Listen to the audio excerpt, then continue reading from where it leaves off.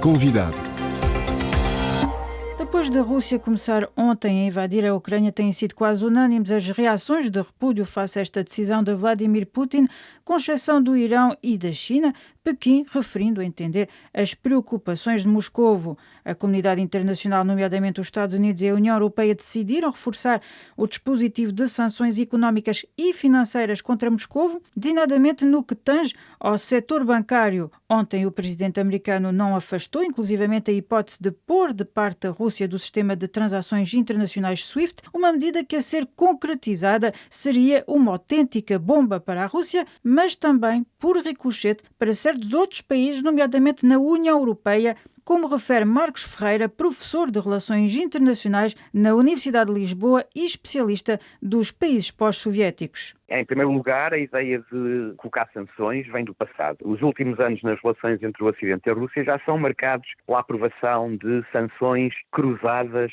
entre a Rússia e os Estados Unidos, e a ideia é que essas sanções têm sido aprovadas de forma gradual para responder àquilo que cada parte entende que é o aumento da ação contrária do seu oponente. E, portanto, não utilizar tudo de uma vez, utilizar sanções cada vez mais graves, que cada vez mais possam atingir o essencial da atividade económica, porque são, sobretudo, sanções económicas e financeiras. O problema é que esta interdependência económica e financeira entre o Ocidente e a Rússia, desde 1992, pelo menos, é favorável a ambas as partes, e qualquer sanção, obviamente que colocará a economia russa e pessoas específicas na Rússia em problemas, mas também fará ricochete contra as economias europeias, sobretudo, e contra as economias dos países que estabelecerem estas sanções. E, por outro lado, não só o facto de elas serem entre aspas, económicas, financeiras e comerciais, mas o facto de elas serem graduais significa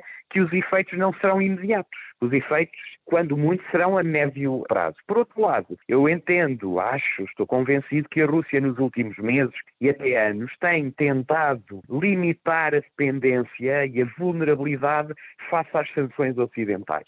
Na aproximação à China, por exemplo, procurou canais alternativos para vender o seu gás natural, o seu petróleo, para aceder a outras formas de crédito. Fala-se, por exemplo, que o acesso às criptomoedas é uma forma de rodear uma parte importante das sanções financeiras e do acesso a investimento direto estrangeiro. Portanto, há um conjunto de mecanismos hoje informais na área financeira que permitem uma menor dependência dos mecanismos estabelecidos dentro dos mercados financeiros, das próprias organizações financeiras internacionais. E, portanto, precisamente relativamente ao facto de a Rússia, no fundo, ter-se preparado para não ser tão dependente do sistema financeiro internacional, fala-se que, no caso da Rússia ser excluída desse famoso sistema de transferências de informações financeiras, que é o mais utilizado no mundo, que é o sistema SWIFT, a Rússia poderia voltar-se para sistemas alternativos e também efetuar os seus pagamentos noutra moeda que o dólar. Claro,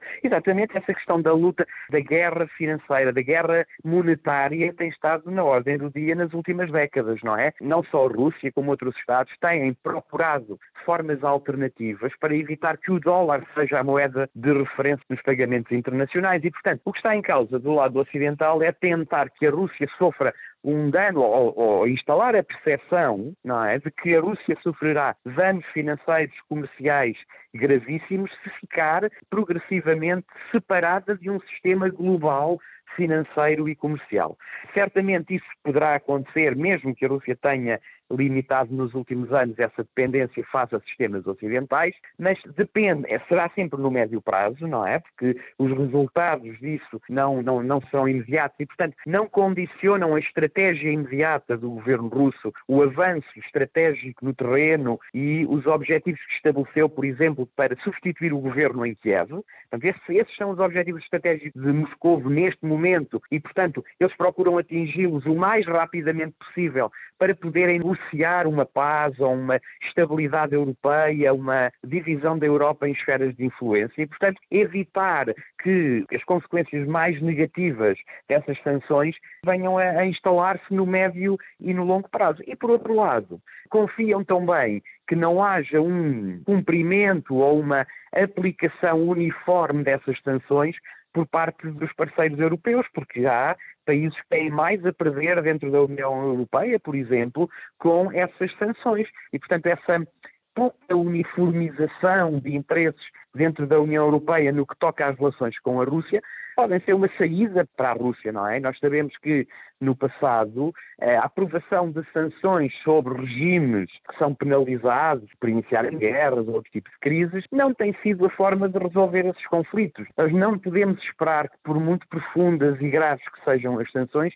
que elas tenham um papel decisivo na resolução de conflitos. Os conflitos não têm soluções militares, não têm soluções que passam por sanções, têm soluções diplomáticas. Agora, as sanções podem ir ajudando, podem ir alterando a percepção das partes, mas não serão nunca o elemento essencial para a resolução do conflito, nem deste. A Rússia tem também vastíssimas reservas em ouro e atualmente até tem mais ouro do que propriamente dólares. Isto significa o quê relativamente a este conflito? A Rússia tem condições para estar muito tempo em conflito. Certamente isso, a estratégia de Moscou é uma estratégia formada por uma panóplia vária de instrumentos, não é? Ou seja, Moscou tem preocupações de segurança que se avolumaram nos últimos 20 anos, à medida que a resposta ocidental foi um certo avanço da NATO, e eu estou convencido que, e nós sabemos que Putin está no poder desde o ano 2000, e esta estratégia de consolidar a segurança nacional é algo que se tem imposto nos últimos 20 anos e que é acompanhado de mecanismos e da maximização de recursos que permitiriam ao Kremlin avançar de diferentes maneiras. Nos últimos 20 anos, a Rússia tem progressivamente tornado as suas exigências de segurança cada vez mais assentes em instrumentos mais eficazes.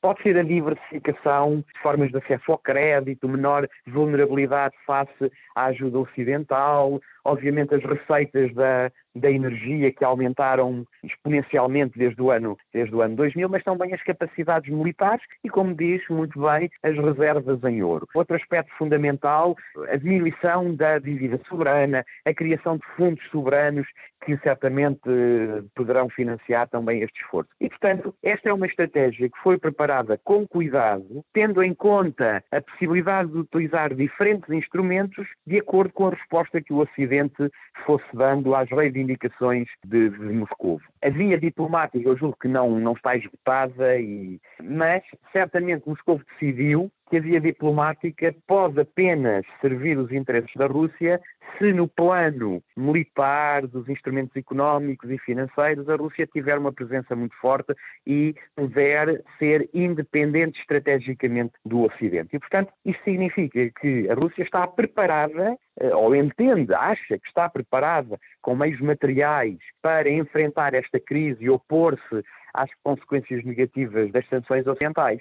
Outra coisa é o plano interno, é saber se internamente se vai manter esse apoio às posições do governo. E ontem já começámos a ver, não é, alguma repressão contra aqueles que internamente se opõem a esta decisão do Kremlin. Outra questão que pode ser importante e que é independente dos recursos materiais, militares, económicos que o Kremlin possa mobilizar é a própria resistência popular na Ucrânia, não é? Porque a Rússia pode ocupar militarmente, pode substituir o governo em Kiev, pode impor a um novo governo a tal desmilitarização, a desnazificação de que fala Putin, mas como é que a população vai reagir a um novo governo que não elegeu? Como é que vai reagir no dia-a-dia? Vai se opor, vai resistir pacificamente, militarmente, a um novo regime que seja um regime manipulado diretamente por Moscovo?